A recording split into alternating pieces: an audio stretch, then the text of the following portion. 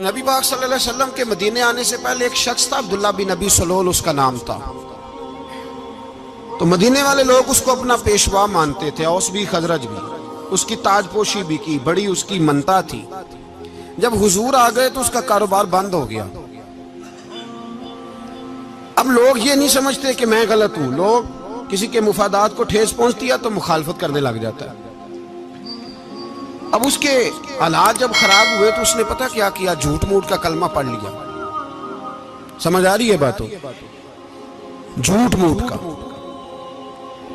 اور منافقوں کا ایک ٹولہ اس نے تیار کر لیا جس کا قرآن مجید نے سورہ منافقون میں ذکر کیا۔ ایک جنگ کا موقع تھا، نبی پاک صلی اللہ علیہ وسلم تشریف لے گئے تو عبداللہ بن ابی سلول بھی چلا گیا۔ حضرت عمر فاروق رضی اللہ تعالیٰ عنہ کے ایک غلام تھے، وہ پانی لینے کنویں پہ گئے۔ ادھر سے انصار میں سے، چونکہ حضرت عمر کے غلام مہاجر تھے، انصار میں سے ایک شخص پانی لینے پہلے سے آیا ہوا تھا۔ پانی بھرنے میں کوئی اختلاف ہو گیا، جھگڑا ہو گیا، مار کٹائی تک نوبت آ گئی۔ حضرت عمر کے غلام نے کچھ چیز مار دی، اس شخص کو زخمی ہو گیا۔ اس نے پکارا، عبداللہ بن ابی سلول نے سمجھا کہ موقع اچھا ہے، دوڑا ہوا آیا اور آ کر اس نے کہا، انصار مدینہ بھاگ کے آؤ، جلدی آؤ، اور بڑے غلط جملے استعمال کیے۔ کہنے لگا اگر ان لوگوں کو تم اپنا بچا کچا کھانے کو نہ دیتے مہاجروں کو تو آج یہ تمہارے سر پہ نہ بیٹھتے۔ معاذ اللہ، ایسی باتوں پہ کہا کریں، بولے یہ روزمرہ کی گفتگو میں عادت بنائیں، کوئی ایسی بات کرنی ہو تو معاذ اللہ استغفر اللہ کہہ کے کرنی چاہیے۔ اس نے کہا کہ معاذ اللہ اب ان کو بچا کچا نہ دیں تو یہ ہمارے سر پہ نہ بیٹھتے۔ شور کیا اس نے۔ ہمارے ہاں بھی سیانے بندے پنچایت کے لوگ وہ کہتے ہیں تو اس برادری کے بچے سے ہی مار کھا ہے، پتہ ہی نہیں چلا، جا اسے مار کے آ، سر پھاڑا، یہ کار پھوڑ دے اس کا سر، اور دیکھ میں دیکھ لوں گا بعد میں جو ہوگا۔ یہ عقل مند لوگوں کے مشورے نہیں، یہ جاہل لوگوں کے مشورے۔ ناراض نہ ہونا، پر یہ نبی پاک صلی اللہ علیہ وسلم نے فرمایا ہے، حضور کا فرمان ہے۔ یہ کن لوگوں کا کام ہے؟ بول کے بتائیں، بول کے۔ پڑھے لکھے سیانے بندے اس طرح کے مشورے یہ بالکل نہیں دیتے، جاہلوں کا کام۔ پکارا، مہاجر سارے اکٹھے ہو گئے، انصار سارے آ گئے، اور جب انصار آئے تو مہاجرین کو بھی پکارا، مہاجر بھی آ گئے۔ اب وہ گتھم گتھا ہونے لگے تو کسی نے جا کے محبوب پاک کے کان میں کہا، یا رسول اللہ وہاں تو مہاجر انصار لڑنے لگے، وہ پرانی لڑائیاں پھر سے جاگ گئی ہیں۔ نبی پاک تشریف لائے، حضور نے وہاں لفظ بیان کیے، فرمایا یہ تم نے کیا جاہلوں جیسا کام شروع کیا ہوا ہے؟ یہ کون سا کام ہے؟ اللہ کرے ہم سب اس کام سے باز آ جائے، آمین تو کہنا۔ اور تو اس برادری دے منڈے کوئی مار کھائیں، برادری کیا ہوتی ہے؟ برادری تو تعارف کے لیے، اونچ نیچ کہاں سے آ گئی؟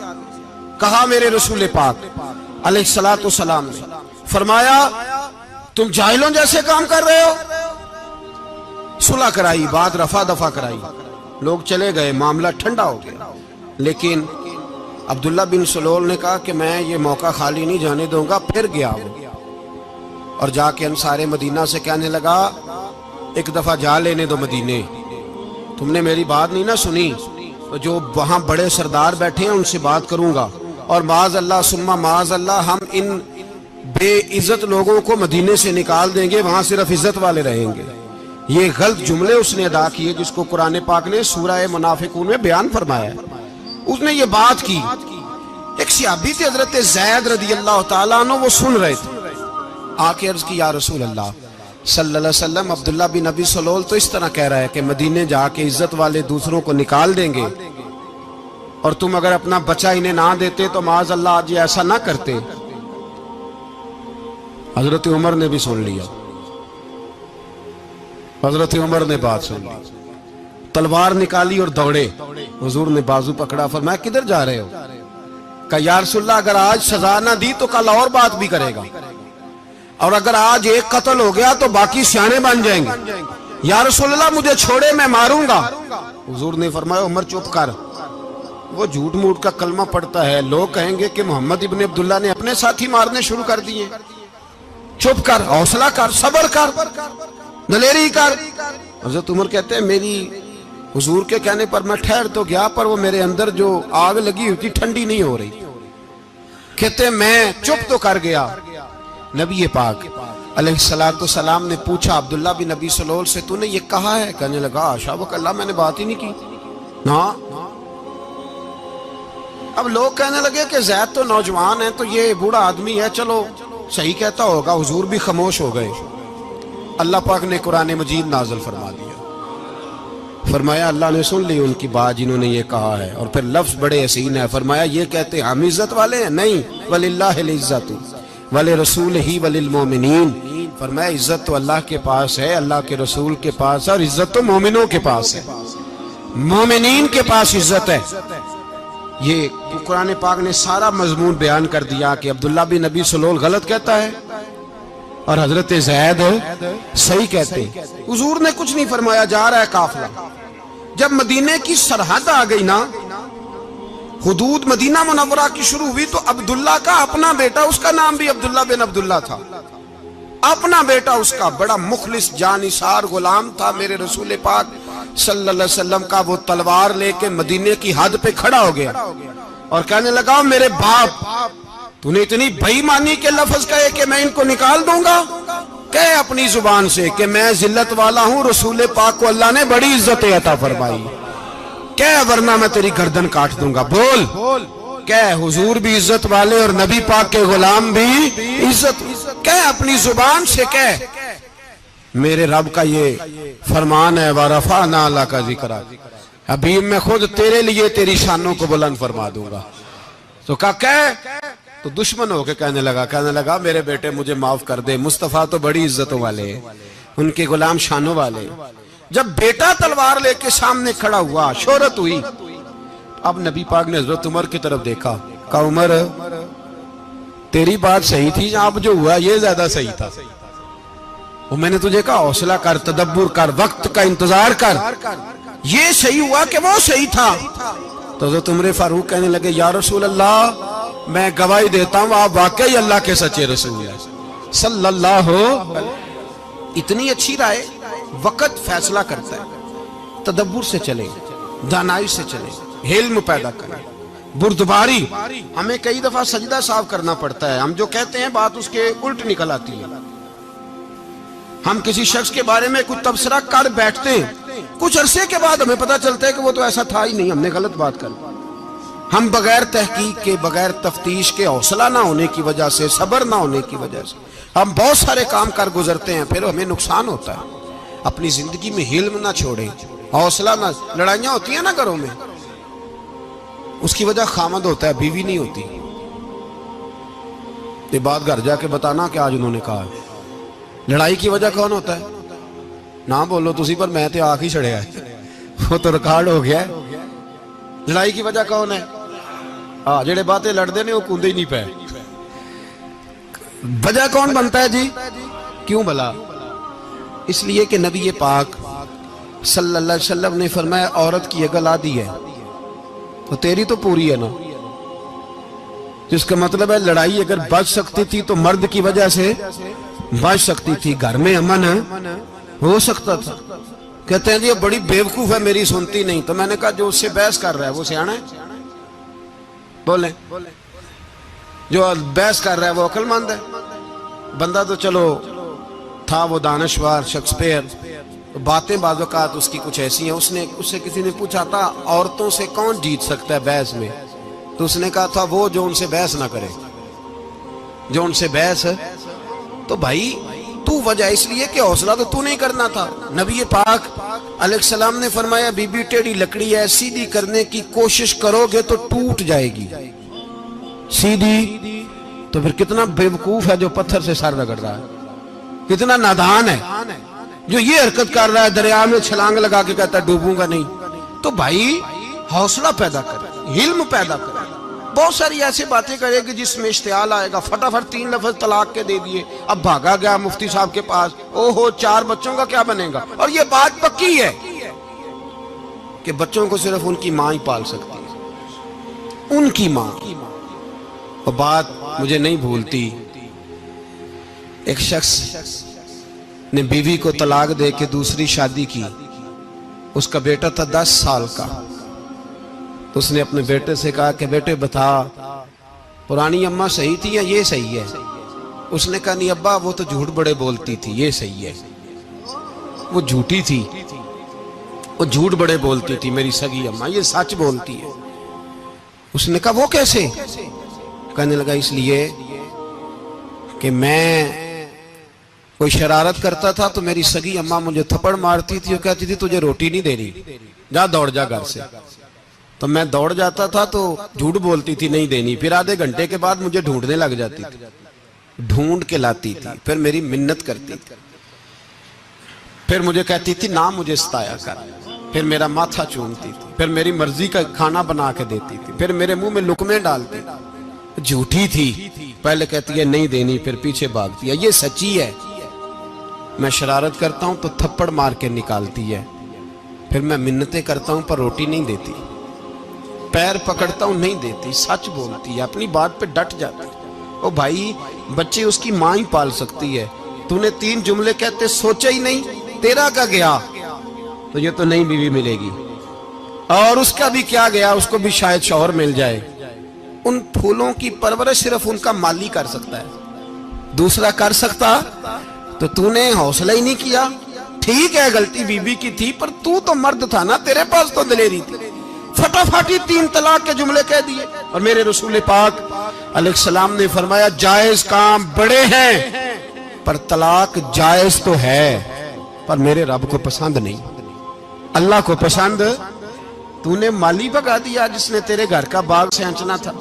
تو بھائی یہ حوصلہ نہیں، درجنوں طلاقیں، 20 کیس، اور ابھی وہ شادی کے پورے کپڑے نہیں پہنے تو طلاق پہلے. اس کی وجہ یہ کہ حوصلہ نہیں، صبر نہیں، رضا نہیں، ہم احساس نہیں کرتے. اگر تو یہ سمجھ جائے کہ بس اللہ نے جو میرے لیے بہتر سمجھا مجھے دے دیا، صحیح ہے میری آزمائش ہے، کیا ہے کچھ ہے جو اس نے بہتر سمجھا مجھے اس نے، پھر تو سکھی ہو جائے، تیرے لیے جینا آسان ہو جائے، پھر تو بہت ساری پریشانیوں سے آزمائشوں سے دور ہو جائے. میرے نبی پاک علیہ السلام نے ہمیں حوصلہ کرنے کا حکم دیا، دلیری.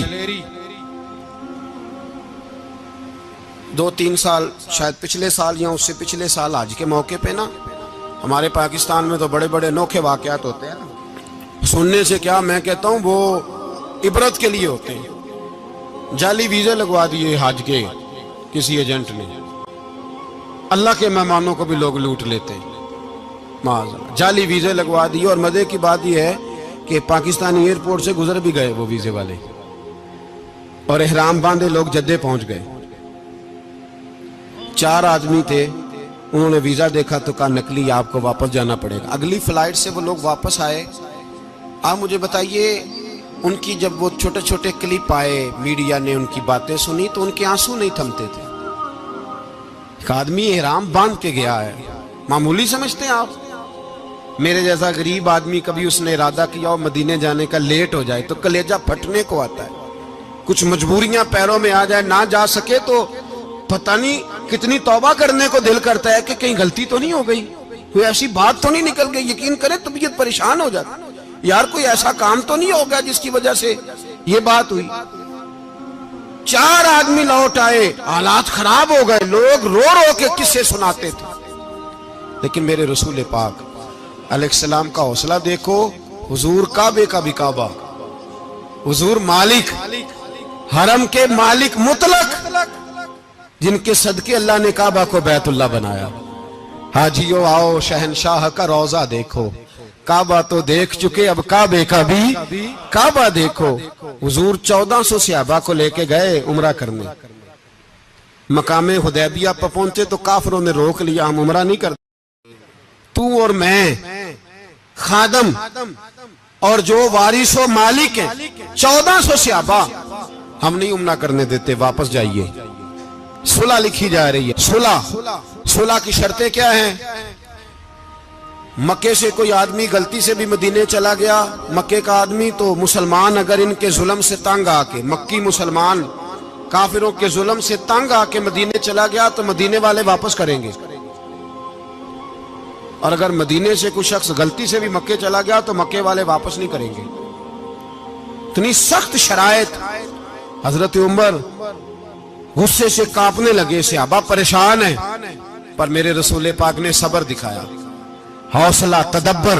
یہ تدبیر ہے, صبر ایک بہترین تدبیر ہے, اگر کوئی اپنائے تو بہترین طریقہ ہے. حضور نے فرمایا ہمیں منظور ہے, صلح کرو. اور اتنا سخت حکم ہے, کہنے لگے 1400 احرام والے واپس جائیں, بعد میں آنا, اس وقت نہیں عمرہ کرنے دیں گے. میرے نبی پاک علیہ السلام, مجھے بتاؤ, مجھے اور آپ کو دکھ ہوتا ہے تیاری ہو تو پروگرام رہ جائے, تو اگر احرام باندھا ہو اور اللہ کے رسول نے بندھوایا ہو تو حضور واپس لوٹنے لگے تو کتنی تکلیف کی بات ہے. حضور نے فرمایا چلو آئندہ آئیں گے. معاہدہ لکھا جا رہا ہے, حضرت علی معاہدہ لکھ رہے ہیں.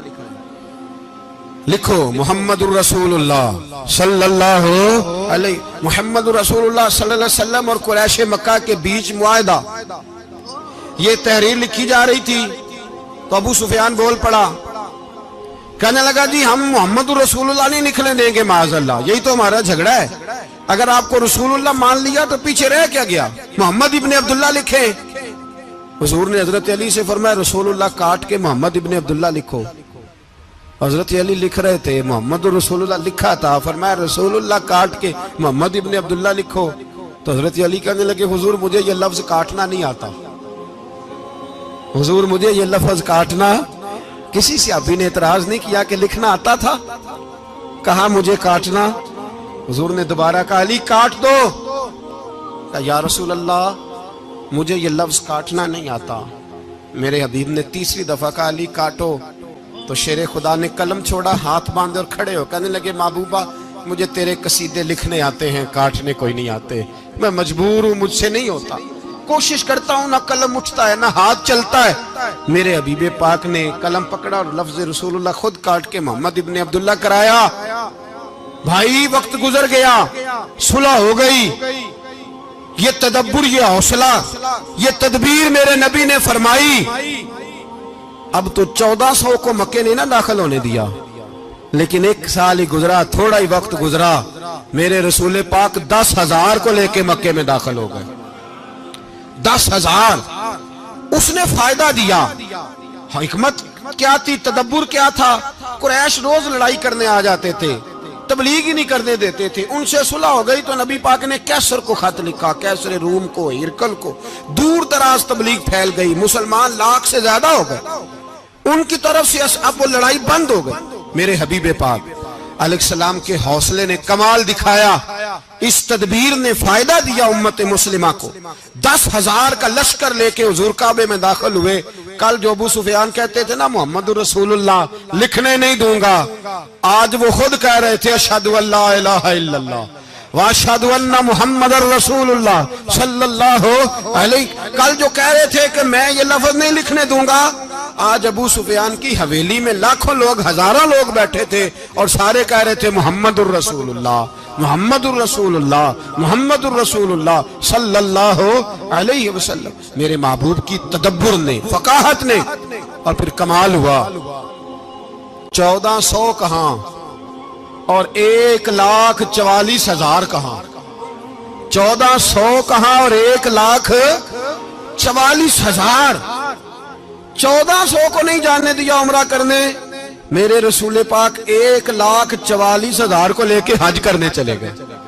حضور نے حج کیا, ہر طرف لبیک لبیک کی صدائیں بلند ہوئی.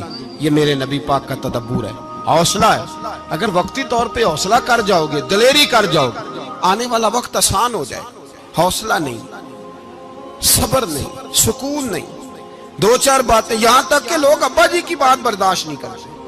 ایسے جملے کہہ دیتے ہیں جو دوبارہ پلٹ کے نہیں آتے. ماں کو لفظ نہیں بولتے, باپ کی روح تک چھلنی کر دیتے ہیں وہ جملے. لیکن لوگ اس وقت حوصلہ کرنے, اور ہم پنجابی لوگوں نے تو گنجائش ہی بڑی دے دی ہے. کہتے ہیں بچہ ہے جے, ایک ہی ہے, ایک میں حوصلہ کرے کی ہے ماشاءاللہ. تو اگر جوان ہو گیا تو کہتے ہیں گرم خون ہے, مکہ کم. اگر بوڑھا ہو گیا تو کہتے ہیں بوڑھوں میں حوصلہ نہیں ہوتا, نہ بچے میں نہ تو کس میں حوصلہ ہوگا؟ بولے کسی میں بھی نہیں. چھٹی سب کو فتویٰ مل گیا نا, یہ بچہ ہے جی, ابھی یہ تو بچہ ہے, آپ تو سیانے بیانے ہیں, یہ بچہ ہے. کمال ہو گئی ہے بھائی, کیا مطلب ہے بچہ ہے؟ بچے کو سارا پتا ہے, ہر چیز اسے آتی ہے, حوصلہ کرنا ہی نہیں آتا. اور پھر کہہ دیا وہ تو گرم خون ہے. وہ کیا بات کرتے ہو, گرم خون؟ ابے کے گلے پڑ گیا گرم خون, اس کو کھڑا کرو نا ایس پی کے سامنے اور اس کو مار تھپڑ اس کے منہ پہ, تیرے گرم خون کا پتا چلے. غریب کے یہ گلے پڑ گیا, اس کو کھڑا کرو ایس او کے سامنے, پھر پتا چلے گا خون کتنا گرم ہے. وہاں بالکل چپ ہے, بالکل خاموش ہے. اور گرم خون اس کا صرف اماں کے لیے, جلال صرف رہ گیا اگر غریب گھر کی بیٹی بیاہ کے لایا تو صرف اس کے لیے. کوئی ایسی بات نہیں. ہم بڑے سیانے, ہمارا غصہ بڑا سمجھدار ہے, ہمارا وہ گرم خون بڑا سیانا ہے. وہ جہاں دیکھتا ہے کہ معاملہ ہلکا ہے تو وہاں وہ گرم خون جلال میں, اور جہاں دیکھتا ہے کہ سامنے والا تگڑا ہے تو وہاں وہ گرم خون فوراً ٹھنڈا ہو جاتا ہے. حوصلہ پیدا کرے. زندگی حوصلے مند لوگ جیتے ہیں, جو حوصلے مند نہیں ہوتے وہ تو زندگی کا ایک سال لطف سے نہیں جی پاتے. حوصلہ کریں, مسکرائیں. میرے نبی پاک صلی اللہ تعالی علیہ وسلم نے نا عثمان بن طلحہ, کعبے کی چابی ان کے پاس ہوتی تھی.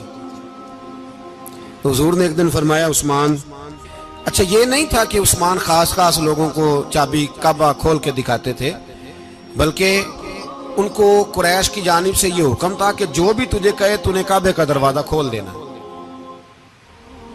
نبی پاک علیہ الصلوۃ والسلام نے نا ہجرت سے 2-4 دن پہلے کہا کہ عثمان ذرا چابی دو, میں نے کعبہ اندر سے دیکھنا ہے. بڑے ٹھنڈے دل سے ذرا سننا, ادھر دیکھو میری طرف, ادھر دیکھیے گا ذرا میرے بھائی. میں نے ایک بندے سے کہا یار پانی کی بوتل دینا دکاندار سے. ایک ہے, اس نے کہہ دیا نہیں میرے پاس. اس بات کا کوئی غصہ بولیے, اور اگر وہ کہے سارے زمانے کو ملے گی آپ کو نہیں دینی, پھر بولے میرا خیال ہے چپ کر کے ہنس کے آ جائیں گے, سوال ہی نہیں پیدا ہوتا. ہم کہیں گے مجھے نہیں نہ دینی, تو نے تو دکان اٹھا یہاں سے, بند کاری سے. کیا مطلب ہے سب کو دینی ہے تجھے نہیں دینی, کیا معنی ہے اس کا؟ لے کے جاؤں گا, جھگڑا ہوگا, بحث کریں گے. عثمان بن طلحہ سے حضور نے فرمایا دروازہ کھولو, کعبہ دیکھنا ہے. عثمان کہنے لگا میں ساری دنیا کو دکھاؤں گا, آپ کو نہیں دکھاؤں گا. کتنی سخت بات ہے, پر قربان جائیں رسول اللہ کے حوصلے پہ صلی اللہ علیہ. عثمان کہتے ہیں میں نے یہ بات کی تو نبی پاک مسکرانے لگے, اور میں اچھا نہیں دینی. تو حضور نے نا مسکرا کے اور میری کمر پہ تھپکی دی, فرمایا اچھا یاد رکھنا یہ چابی میں تجھ سے لے لوں گا, اور جس کو میرا دل کرے گا میں اس کو دوں گا. عثمان کہتے ہیں روز رات کو نبی پاک کے یہ جملے میرے کانوں میں گونجا کرتے تھے, گونجتے تھے کہ حضور نے فرمایا. کہتے ہیں جس دن پتا چلا نا نبی پاک 10,000 کا لشکر لے کے آ رہے ہیں,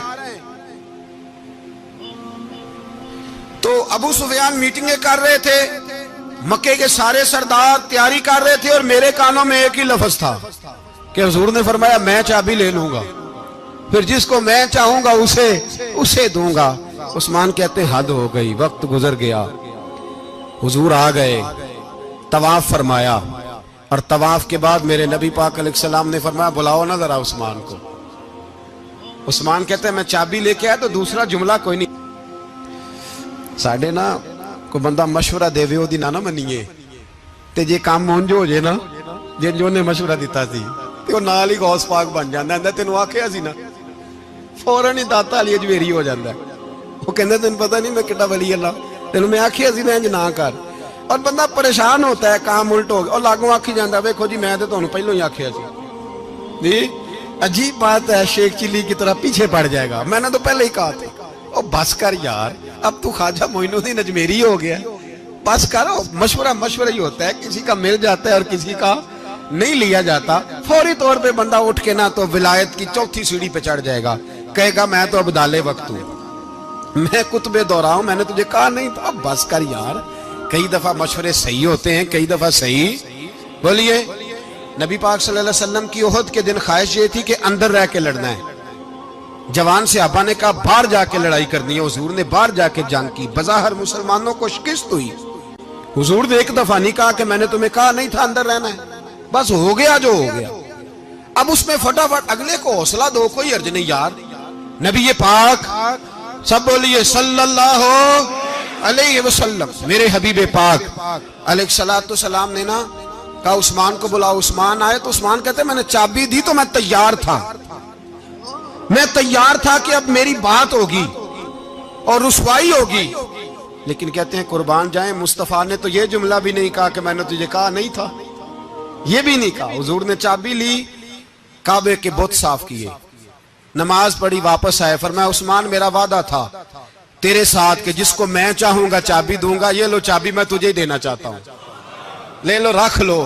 عثمان کہتے ہیں وہ چابی نہیں میرے طرف آ رہی تھی، میری طرف ایمان آ رہا تھا، وہ چابی نہیں آ رہی، ایمان آ رہا تھا میری جانب۔ کہتے ہیں میرے ہاتھوں میں چابی آئی اور میری زبان پہ کلمہ توحید جاری ہو گئی۔ بھائی تدبر، حوصلہ، صبر، رضا، ہمیں تو ٹائم بھی نہیں گزارنا آتا۔ گھر کا ماحول، گھر کے اندر رہ کے لوگ دکھی ہیں، اس لیے کہ ہماری طبیعتوں میں حوصلہ نہیں، ایک منٹ کے لیے نہیں، ایک سیکنڈ کے لیے بھی ہم یہ برداشت نہیں کرتے کہ چلو تھوڑا انتظار کریں، وقت کو دیکھیں، موقع کو دیکھیں۔ میرے نبی پاک علیہ الصلوۃ والسلام پہ اتنی مصیبتیں آئیں کہ پہاڑ پہ آتی تو وہ ریزہ ریزہ ہو جاتے، لیکن کسی مقام پر بھی حضور علیہ الصلوۃ والسلام شکوہ کرتے نظر نہیں آتے۔ ہم غریبی کا رونا روتے ہیں، ہر چوتھا آدمی کہتا ہے بڑا غریب ہوں، لیکن میرے نبی پاک علیہ الصلوۃ والسلام نے چوتھے دن کھجور کھائی، سرکہ کھایا ہے اور موٹے بان کی چارپائی پہ آرام کیا ہے۔ حضرت عمر نے کہا حضور کتنی تکلیف ہے؟ فرمایا عمر کوئی تکلیف نہیں، تھوڑا سا تو وقت ہے، جنت میں جائیں گے، ساری نعمتیں اللہ نے ہمارے لیے تیار کی ہوئی ہے، راضی بالرضا، راضی بالرضا، کوئی کسی قسم کا مسئلہ نہیں۔ ہمیں آزمائشیں آتی ہیں، تکلیفیں آتی ہیں، بیماریاں آتی ہیں، لوگ چھوٹی چھوٹی بات پر پریشان ہو جاتے ہیں، ذرا ذرا سی بات پر شکوہ کرتے ہیں۔ میرے رسول پاک علیہ السلام نے فرمایا جب میرا رب کسی کو بیمار کرتا ہے تو 2 فرشتوں کو بھیجتا ہے، جاؤ میرے بندے کی تیمارداری کر کے آؤ۔ اللہ اکبر، خود رب بھیجتا ہے، جاؤ میرے بندے کی۔ تو مجھے بتائیے جب اللہ بھیجے تو پھر تندرست خوش نصیب ہوا کہ بیمار؟ جی تندرست پھر خوش نصیب کون ہوا؟ میرے نبی پاک صلی اللہ علیہ وسلم نے فرمایا رب 2 فرشتے بھیجتا ہے، فرماتا ہے پتہ کر کے آؤ میرے بندے کا اس کا کیا حال ہے، حالانکہ اللہ سارا ہی جانتا ہے۔ فرشتے آتے ہیں، واپس جاتے ہیں، رب کریم پوچھتے ہیں بتاؤ میرا بندہ کیا کہتا تھا؟ اللہ تجھے سارا ہی پتہ ہے، پر ہم سے پوچھتے تو بتا دیتے ہیں، وہ یہ کہتا تھا کہ میں اپنی رب کی رضا پہ بڑا ہی راضی ہوں، وہ تیری حمد کر رہا تھا، تیری تعریف کر رہا تھا، تیرا شکر کر رہا تھا، تیرے لیے کلمات حمد بیان کر رہا تھا۔ تو میرے نبی پاک علیہ السلام فرماتے ہیں، اللہ فرشتوں سے فرماتا ہے سنو پھر اگر میں اپنے بندے کو اس بیماری میں شفا دوں گا تو اس تندرستی سے زیادہ اچھی تندرستی دوں گا جو پہلے اسے عطا کی ہوئی تھی، پہلے سے اچھی صحت دوں گا، اور اگر اسے اس بیماری میں موت دوں گا تو پھر مرتے ہی اس کے لیے میں جنت کا فیصلہ فرما دوں گا۔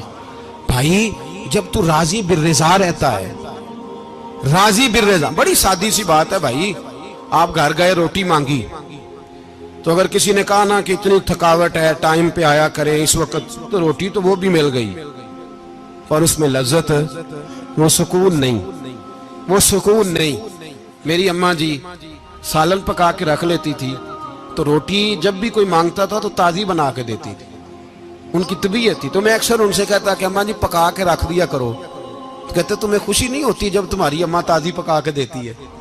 خوشی ہوتی ہے، طبیعت میں خوشی ہوتی ہے۔ ان کا مزاج تھا، ذوق تھا، تو ہم سمجھتے تھے یار یہ بڑی سعادت کی بات۔ تو آپ گھر گئے رات کو تو گھر والوں سے کہا روٹی، تو فوراً اٹھے، فوراً، اور انہوں نے کھانا تازہ بنایا اور ساتھ یہ بھی کہا باہر سے نہ کھایا کرے بندہ بیمار ہو جاتا ہے۔ کتنی ٹھنڈک پہنچتی ہے آدمی کے دل کو، سکون ملتا۔ تو بھائی بیماری تو آپ نے کاٹ لی، لیکن ساتھ کہو ہو بڑا بیمار ہوں، میں نے تو اتنے گناہ بھی نہیں کیے، ظلم بھی نہیں کیا، کسی کو کچھ بھی، اب بیماری تب بھی کٹ گئی۔ پر بڑی آزمائش، مریض ڈاکٹر کے گلے پڑ رہا ہے، اس کے لواحقین جھگڑے کر رہے ہیں، بیماری وہ بھی کٹ گئی۔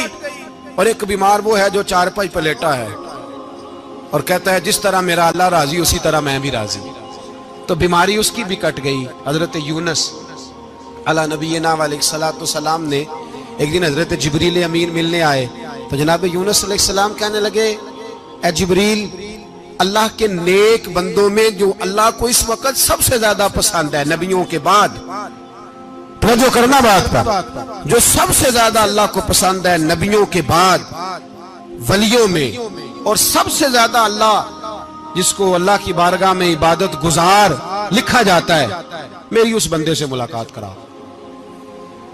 تو حضرت جبریل نے جناب یونس علیہ السلام کو ساتھ لیا تو ایک شخص کے پاس پہنچے جو آنکھوں سے اندھا تھا،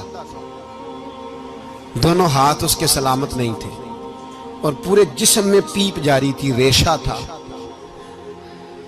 جب جا کے السلام علیکم کہا نا حضرت یونس نے، اس نے وعلیکم السلام کے بعد پہلا لفظ پتہ کیا کہا؟ اس نے کہا یا اللہ تیرا شکر ہے، یا اللہ تیرا، آپ بھی ادا کریں اللہ کا شکر، یا اللہ تیرا، اللہ تیرا شکر ہے۔ تو حضرت یونس علیہ السلام کہنے لگے تو شروع سے اس طرح کا ہے، نابینا بھی اور ہاتھوں سے معذور بھی اور سارا جسم شروع سے؟ تو بڑے ہی خوبصورت لفظ اس بیمار نے کہے، کہنے لگے نہیں حضور میں بالکل ٹھیک ٹھاک تھا، جب تک میرے رب نے چاہا کہ یہ دنیا کو دیکھے تو تب تک اس نے مجھے آنکھیں دیں، اور جب اس نے چاہا کہ اب اس کا دیکھنا بہتر نہیں تو اس نے واپس لے لی۔ تو یا اللہ تیرا شکر ہے، اللہ تیرا شکر ہے۔ پھر کہا جب تک اس نے چاہا کہ میرے ہاتھ رہے تب تک رہے، جب اس نے چاہا کہ میرے لیے بہتر نہیں تو اس نے لے لیے، تو یا اللہ تیرا شکر ہے۔ جب تک اس نے چاہا کہ میرا جسم صحیح و سلامت رہے تو رہا، اور جب اس نے چاہا کہ میرے لیے بہتر نہیں تو مجھے بیمار کر دیا، تو یا اللہ تیرا شکر ہے۔ تو حضرت یونس علیہ السلام کہنے لگے جبریل واقعہ یہ اللہ کا سب سے زیادہ شکر گزار بندہ ہے، سب سے زیادہ عبادت گزار بندہ ہے، سب سے زیادہ۔ میرے نبی پاک علیہ السلام نے فرمایا میرا مومن ہر حال میں نفع میں ہے، نعمت ملے تو شکر کر کے نفع، مصیبت آئے تو صبر کر کے نفع، اپنی زندگی میں تحمل، بردباری، علم پیدا کرے، حوصلہ پیدا کرے۔ ہر آنے جانے والے شخص کے مزاج کے مطابق اسے نہ ملے، اپنا مزاج صحیح رکھے، اپنی طبیعت کے مطابق اپنے ماحول کو برقرار رکھیں۔ علم کے ساتھ گزارا کرو گے تو رشتہ داروں سے بھی بنی رہے گی، دوستوں سے بھی بنی رہے گی، ہر ایک سے تعلق رہے گا۔ اور اگر آپ کے اندر یہ حوصلہ نہیں تو پھر سارے معاملات پریشانی کا شکار ہو جائیں گے۔ یہ تو آج کا مضمون تھا۔ ہمیں نا لوگ مشورہ دیتے ہیں، کہتے ہیں پیر صاحب درویشوں کو سیاست کی بات نہیں کرنی چاہیے، دیتے ہیں نا مشورہ لوگ؟ جی تھوڑا تھوڑا بول دیں، تھوڑا تھوڑا دیتے ہیں نا۔ اگرچہ ہم ان کی بات نہیں مانتے، اس لیے کہ اقبال نے کہا تھا جدا ہو دین سیاست سے تو رہ جاتی ہے چنگیزی، جدا ہو دین سیاست سے تو، اور پہلا فکرہ یہ ہے کہ جلال بادشاہی ہو یا جمہوری تماشا ہو، جدا ہو دین سیاست سے تو رہ جاتی ہے۔ اس نے کہا جب سیاست اور دین علیحدہ علیحدہ ہوتے ہیں تو چنگیز خان اور ہلاکو خان پیدا ہوتے ہیں۔ سیاست جب تک مسجد کے اندر رہتی ہے تب تک پاک صاف رہتی ہے، وہ گندی ہوتی تب جب مسجد سے نکل جاتی ہے۔ حضرت علی کے زمانے تک مسجد میں رہی، پاک صاف رہی، یزید باہر لے گیا تو گندی ہو گئی، حضرت عمر بن عبدالعزیز دوبارہ مسجد میں لے آئے تو پھر پاک ہو گئی۔ لیکن پھر بھی ایک ساتھی نے مجھے کہا تو اس کی بات میں، سب کی باتیں نہیں مانتا، اس کی بات میری سمجھ میں آئی۔ وہ کہنے لگا جی اصل بات یہ ہے کہ سیاسی تبصرے تجزیے ہم اخباروں میں ٹی وی پہ جا کے بیٹھے، جا کے بڑی مہربانی میری طرف دیکھیں، وہ ہم سنتے رہتے ہیں تو ہمارا دل کرتا ہے مسجد میں صرف ہم رسول اللہ کا پیار ہی سنیں۔ تو میں نے کہا یار تیری بات دل کو لگتی ہے، یہ بات صحیح ہے، چلو یہ نیت اچھی ہے، یہ تیرا نظریہ ٹھیک ہے، مان گئے ہم۔ میں چلا گیا دکاندار کے پاس اور میں نے اس کو جا کے کہا کہ گاڑی کا انجن کھولو، اس طرح کرو، اس طرح۔ اس نے کہا مولانا آپ جا کے نا گھر تو فقہ کی کتاب کھولیں، اس لیے کہ گاڑی کے انجن کے بارے میں آپ کو معلومات، یہاں اگر آپ نے یہ کام کرنا ہے تو اس کو پڑھیں، کسی استاد کے پاس ورکشاپ پہ آئیں، آپ کے ہاتھوں کو، منہ کو، چہرے کو مٹی لگے، دھواں لگے، گریس لگے، پھر آپ کو پتہ چلے گا انجن کیسے کھلتا ہے۔ صحیح کہہ رہا ہوں؟ نہیں صحیح کہہ رہا؟ دھواں گلنا تو یہاں کر چڑی جائے، صحیح کہہ رہا ہوں جی؟ اگر مولوی کو اجازت نہیں سیاست کی بات کرنے کی، اور مولوی کو اجازت نہیں کہ انجن کی بات کرے، تو سیاستدان کو اجازت ہے دین کی بات کرنے کی؟ یہاں تو وہ آئے نا مدرسے میں پڑھے، پورا دین حاصل کرے، پھر وہ بولے۔ تو پھر تو ٹھیک ہو گیا، لیکن جب اسے سورت اخلاص بھی سیدھی نہیں آتی تو فتوے دینے کی اس کو ضرورت ہے کوئی؟ بولے نا یار، کیوں چھیڑتے ہیں سیاست؟ ہم نہ پچھلے جمعے جلوس نکالنا چاہ رہے تھے ختم نبوت کی ترمیم کے حوالے سے، حکومت وقت نے کہا کہ ہم واپس لیتے ہیں، تو میرے بہت سارے دوستوں نے کہا جی نکالنا چاہیے، انہوں نے کیا کیوں؟ میں نے کہا یار لوگوں کو بھی پریشان نہیں کرنا چاہتے، ہماری اپنی سڑکیں ہیں، کسی کو بس ٹھیک ہے، انہوں نے واپس لے لی تو بات ختم ہو گئی، ہم مان گئے، تسلیم کر لیا۔ اتنا ہمارا مطالبہ ہے کہ اس آدمی کو ضرور سزا دو جس نے یہ ترمیم کی ہے، لیکن ہم نہیں کرتے، کوئی نہیں نکلے، نہیں نہ نکلے بولے ہیں۔ تو وزیر قانون صاحب کو کیا مصیبت بنی ہوئی ہے نیا فتویٰ دینے کی؟ کہ ہے کوئی شوق انہیں دینا چاہیے فتویٰ؟ کہتے نہیں مرضیوں میں ہمارے درمیان تھوڑا ہی فرق ہے۔ مجھے یوں لگتا ہے کہ یہ جان بوجھ کر کوئی نہ کوئی ایسی شرارت کرتے ہیں جس سے لوگ اشتعال میں رہیں، جان بوجھ۔ حلم، حوصلہ، صبر ذات کے بارے میں تو ہے، لیکن اگر کوئی رسول پاک کی بے ادبی کرے تو پھر حوصلے کی بات ہے ہی نہیں، پھر تو جہاد کی بات ہے۔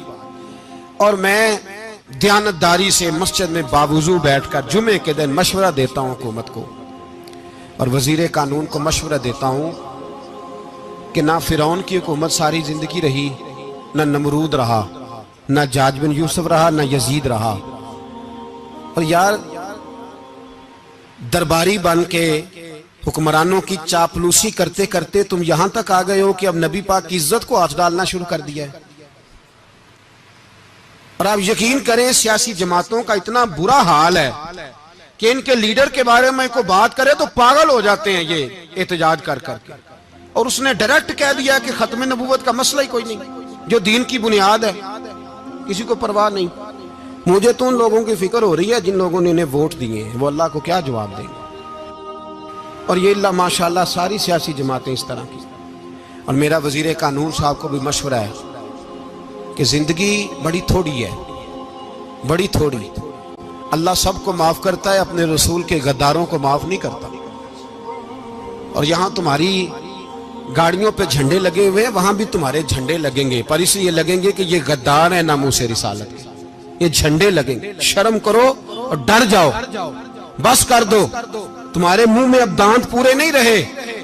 کوئی شوگر کا مریض ہے تو کوئی بلڈ پریشر کا، تو کوئی ہارٹ کا، تو کوئی کینسر کا۔ شرم کرو اور اپنی قبر کی بھی تھوڑی سی فکر کرو۔ بتاؤ پاکستان کے کتنے صدر گزرے، وزیر اعظم گزرے، تو ان کی قبریں کہاں ہیں؟ کوئی جاتا ہے ان کی قبروں پہ؟ کسی کو خبر ہے؟ کیوں اپنے لیے جہنم کٹھی کرتے؟ سارا کچھ دنیا داری رہ گئی ہے، سارا کچھ صرف یہی رہ گیا۔ حضرت ابو بکر سردار تھے، حضرت عمر سردار تھے قبیلے، حضرت عثمان سردار تھے، انہوں نے سرداریوں کو ٹھوکر مار کے رسول اللہ کے قدموں میں بیٹھنا پسند کی، سرداریاں چھوڑ کے غلام بن گئے۔ تم سرداریاں بچانے کے لیے رسول اللہ کی غداری کرتے ہو، شرم نہیں آتی؟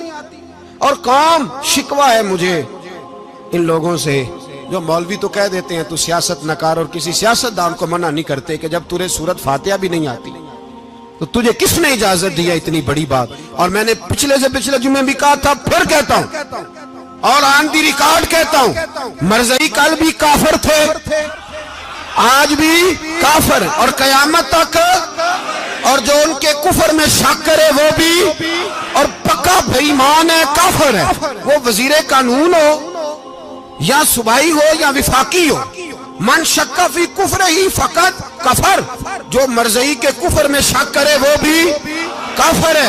ہمارے رسول آخری رسول ہے، ہم کسی کو یہ اجازت نہیں دیں گے کہ وہ ختم نبوت میں رکھڑا ڈالنے کی کوشش کرے، ہم کسی کو یہ اجازت ہے۔ اور تم نے قوم کو لوٹا، لوٹتے رہو، اب ایمان پہ ڈاکے تو نہ ڈالو۔ تمہیں دولت لوٹ کے پیٹ نہیں بھرا، اب ایمان لوٹنا شروع کر لیا ہے۔ تمہارا فیکٹریاں لوٹ کر، قومی خزانہ لوٹ کر پیٹ نہیں بھرا، بھائی مانو اب دین بیچ کر اپنی حکومتیں پکی کرو گے۔ اور وہ لوگ بھی تیار ہو جائیں جو ان بھائی مانوں کو منتخب کرتے ہیں، ان سے بھی سوال کرے گا ختم نبوت کا موضوع قیامت کے دن کہ تم بتاؤ، ان کو سپورٹ کرتے تھے جو رسول اللہ صلی اللہ علیہ وسلم کے بعد بھی کسی نبی کو نبی ماننا درست جانتے تھے۔ شرم آنی چاہیے، خیال ہونا چاہیے۔ اور میں نے کہا کہ ہمارا دل نہیں چاہتا، آپ یقین کریں، ہمیں شوق ہے جلوس نکالنے کا، تمہارے خلاف باتیں کرنے کا۔ تم نے روز تھرمامیٹر نکالا ہوتا ہے، چیک کرتے ہو کہ ایمان کتنا ہے کتنا نہیں ہے۔ یہ پاکستان اگر صوبہ سندھ ہے تو حضرت عبداللہ شاہ غازی کا ہے، اگر بلوچستان ہے تو حضرت بابا عبد الرحمان کا ہے، اور اگر پشاور ہے تو وہ صوفیاء کا ہے، اور اگر یہ دھرتی پنجاب ہے تو یہ داتا علی اجویری کی ہے، یہ بابا فرید الدین کی ہے۔ اس میں کسی غدار کو قبضہ کرنے کی اجازت بالکل نہیں ملے گی، اور ہم وہ لوگ بھی نہیں جو چپ کر کے اندر سوتے رہیں، قوم جو کرتی ہے کرتی رہے، ہمیں پرواہ نہیں، نہ ایسی کوئی بات نہیں۔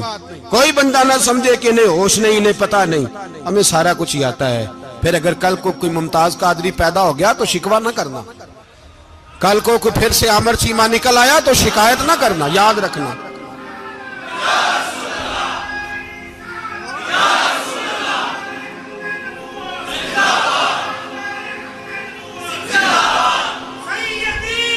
تو میرے بھائی کھول کے بولے یا نبی رسول کے صلی اللہ علیہ وسلم۔ تو یہ مشورہ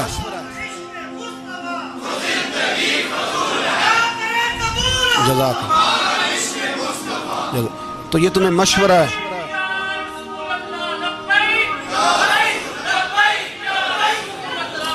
میری بات سنیں، یاد رکھیں، یہ لوگ بعد میں پچھتاتے ہیں، پھر مناظرے کراتے پھرتے ہیں، اس نے صحیح کیا کہ غلط کیا، پھر انہیں ہوش آتی ہے بعد میں، پھر ان کے ہواری نکل کے میدانوں میں دلیلیں دیتے ہیں۔ اس لیے ہمارا مشورہ ہے انہیں کہ یہ اپنی حد میں رہیں، اور جو کام تمہارے ذمہ، میں نے کہا نا تم نے بڑا لوٹا، یہ قوم روز تمہیں موقع دیتی ہے لوٹنے کا، یہ موقع دیتی ہے، تو تم نے دولت لوٹ کے پیٹ نہیں بھرے، اب ایمان لوٹنے کے چکر میں آ گئے ہو۔ یاد رکھو، مسلمان گناہگار ہیں، غدار نہیں ہیں۔ تمہیں دولت لوٹنے کا تو شاید موقع مل گیا ہے، پر ایمان لوٹنے کا موقع نہیں ملے گا، تو اس لیے اس کو لگام دو۔ اور ویسے بھی کتا جو پالتو ہوتا ہے نا، اس کو گھر کے اندر سنگلی سے باندھ کے رکھنا چاہیے۔ یہ تمہارے بوٹ چاٹتے ہیں، بھونکتے ہیں تمہارے حق میں، وزارتیں لیتے ہیں، ہم نے تو کوئی وزارت نہیں لی تم سے، اور نہ ہمیں شوق ہے، اس لیے کہ ممبری کیا کرنی ہے جس کو ممبر رسول عطا کر دیا جائے، اس نے کیا کرنی ہے یہ ممبریاں جس کو پکا ممبر رسول دے دیا جائے، تو اس لیے اس سے باہر آؤ۔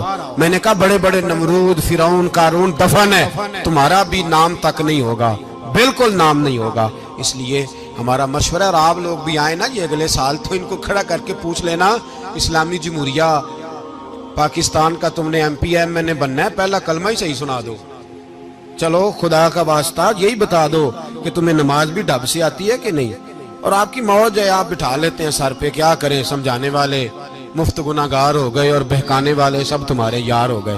اس لیے یہ چھیڑتے ہیں جان بوجھ کے، اور پھر جب کوئی ممتاز قادری علیہ رحمہ پیدا ہوتے ہیں، پھر انہیں دشواری ہوتی ہے، پھر ان کا جینا مشکل ہو جاتا ہے، یہ موقع دیتے ہیں، پتہ نہیں کس کے ایجنڈے پہ عمل کر رہے ہیں۔ میرا سوال یہ ہے، میں نے پچھلے جمعے پھر میرا سوال ہے کہ میں پوچھتا ہوں، اس آدمی کو ضرورت کیا ہے ختم نبوت پر بات کرنے، جب امت مسلمہ کے متفق کا فیصلہ ہے کہ مرزائی کافر، اسمبلی نے بل پاس کر دیا کہ مرزائی، ان کو اقلیت قرار دے دیا، اور جب سے وہ اقلیت بنے، نہ ہم نے ان کی عبادت گاہ جلائی، نہ ہم نے ان کو قبروں سے نکالا، نہ ہم نے، بس ٹھیک ہے جیسے عیسائی رہتے ہیں، یہودی سے کس ملک میں رہتے ہیں وہ بھی رہیں، اقلیت بن کے رہیں، کوئی اعتراض، پر تم انہیں کھینچ کے کیوں قریب کرتے ہو؟ تمہارا کیا جرانہ ہے ان کے ساتھ؟ بتاؤ تو صحیح۔ ان لوگوں سے ان کو چاہیے اپنے منہ میں لگام ڈالیں، اور اگر نہیں ڈالیں گے پھر انشاءاللہ ڈالی جائے گی، اور بڑی تگڑی ڈلے گی، اور پھر ایسی ڈلے گی۔ سلمان تاثیر جب مرا تھا نا تو 5-5 لاکھ روپیہ مولویوں کو آفر کی جنازہ پڑھاؤ، 5-5 لاکھ روپیہ چھوٹے چھوٹے مولویوں کو۔ اور داتا صاحب کی مسجد کے خطیب بھی صوبائی جو تھے، وہ خطیب تھے، ملازم تھے، انہوں نے کہا کہ ایمان نہیں بیچنا، نکالنا نوکری سے تو نکال دو۔ اور بادشاہی مسجد کا مولوی جس کا پتہ ہی نہیں چلتا، کبھی کدھر چلا جاتا ہے کبھی کدھر، یہاں تو وہ بھی کھڑا ہو گیا، اس نے کہا نا ایمان نہیں بیچنا۔ گورنر ہاؤس کی مسجد کا امام کہنے لگا کہ بخشا جانا نہ جانا یہ تو رحمت الہی کا معاملہ ہے، پر اتنا گندا جنازہ نہیں پڑھنا، اتنا گندا جنازہ نہیں ہم پڑھیں گے، مرنے کے بعد تمہارے جنازے نہیں پڑھے جاتے، تمہاری قبریں خراب ہوتی ہیں، کدھر ہیں تمہاری دولتیں؟ اور وہ مولوی آج تک پتہ ہی نہیں کدھر گیا جس نے اس غلیظ کا گندا جنازہ پڑھایا. تو بھائی اپنی قبر اشر کو جب جہاں تمہارے جنازے نہیں پڑھے جا رہے تو وہاں تمہارا کیا حال ہوگا. اس لیے ان لوگوں کو چاہیے کہ اپنی زندگی اس طرح گزاریں کہ کچھ نہ کچھ منہ لے کے سرور کائنات کے پاس چلے جائیں، ورنہ ایسا نہ ہو کہ یہاں بھی پھٹکار اور وہاں بھی پھٹکار. اس لیے ہمارا مطالبہ ہے حکومت سے کہ شرم کرو اور ایسے بےایمانوں کو کالے ناگ جو تم نے بھرتی کیے ہوئے ان کو نکالو، اور اگر تعریفیں کروانی ہو تلوے چٹوانے ہو تو اندر کمروں میں ان سے چٹوا لیا کرو. ان سے کہو کہ یہاں ہماری نوکری کرو، باہر نکل کے رسول اللہ صلی اللہ علیہ وسلم کے دین کے بارے میں گفتگو نہ کرو. اس لیے کہ اللہ تبارک و تعالیٰ نے اس دین کے اندر بڑا حسن اور بڑا جذبہ رکھا ہوا ہے، بڑا وقار ہے. ہمارا مطالبہ ہے حکومت سے کہ ختم نبوت کے مسئلے پر کوئی سیاستدان گفتگو نہ کرے. آپ تائید کرتے ہیں اس بات کی؟ اس پر کوئی سیاستدان کوئی گفتگو. ہمارے پاس بڑے تماشے ہیں سیاست کرنے کو، باقی تماشوں پہ سیاست کرو. یہ رسول اللہ کی ناموس کا معاملہ ہے، یہ چھیڑنے کی تمہیں اجازت ہو؟ مجھے سمجھ نہیں آتی یار، جب بات ختم ہو گئی اسمبلی نے بل واپس لے لیا تو صوبائی وزیر قانون کو آخر تکلیف کیا ہے؟ آپ کے پاس جواب ہے کوئی اس بات کا؟ بات ختم ہو گئی، ہم نے جلوس نہیں نکالا، چھوڑ دیا، خاموش ہو گئے. علماء نے میٹنگیں بلائی تھی کینسل کر دی، ٹھیک ہے جی بات. اب دوبارہ سے کیوں چھیڑتے ہو؟ پھر کہتے ہیں احتجاج ہوتا ہے، شور ہوتا ہے. تم خود ایسی حرکتیں کرتے ہو جس سے افراتفری پیدا ہوتی ہے. یہ ملک رسول اللہ کے نام پہ بنا ہے اور قیامت تک یہاں وہی ہوگا جو میرے رسول پاک صلی اللہ علیہ وسلم کی رضا ہوگی، اور نبی پاک کے قانون کے خلاف کوئی قانون یہاں چل سکتا